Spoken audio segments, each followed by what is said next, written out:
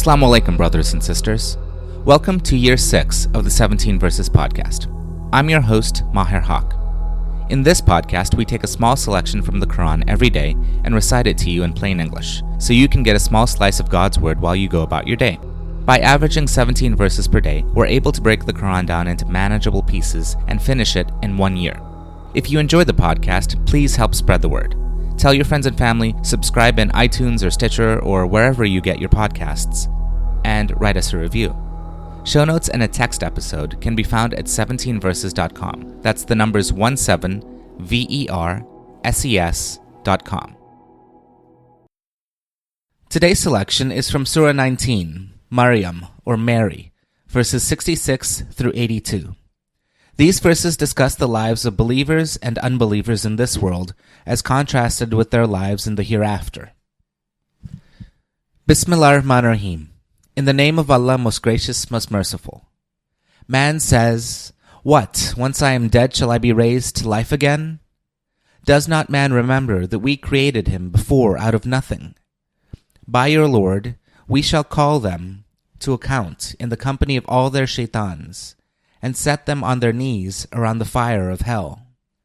Then from every sect we will certainly drag out its stoutest rebels against the compassionate Allah. Certainly we know best who deserves most to be burned therein. There is not a single one of you who shall not pass over it. This absolute decree of your Lord is unavoidable. Then we will deliver those who were pious during their life on earth, and leave the wrongdoers therein humbled on their knees. When our clear revelations are recited to them, the unbelievers say to the believer, "Which one of the two of us have finer dwellings and better companions? Don't they see how many generations we have destroyed before them, who are far greater in riches and in splendor?" Tell them, anyone who has gone astray, Allah prolongs his respite and extends an opportunity until they see about which they were warned, be it a worldly scourge or the hour of doom. Then they will realize whose is the worst dwelling and whose are the weak companions. In fact, Allah increases in guidance those who seek guidance. Everlasting are only the good deeds, which are the best in the sight of your Lord to earn a better reward and yield you the best fruit. Have you noticed the words of that person who rejects our revelations, yet boasts, "I shall always be given wealth and children"? Has he gained knowledge of the unseen, or has he been awarded a contract by Allah? By no means. We write down what he says, and we will make his punishment long and terrible. We will inherit all that he boasts of, and he will come back to us all alone, leaving all these things behind.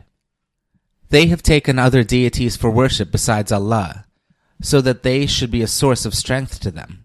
By no means. Those very deities will renounce their worship and turn against them on the day of judgment. Ameen. This concludes today's episode of the 17 Verses podcast. I hope that this selection helps increase your understanding of the Holy Quran just a little bit.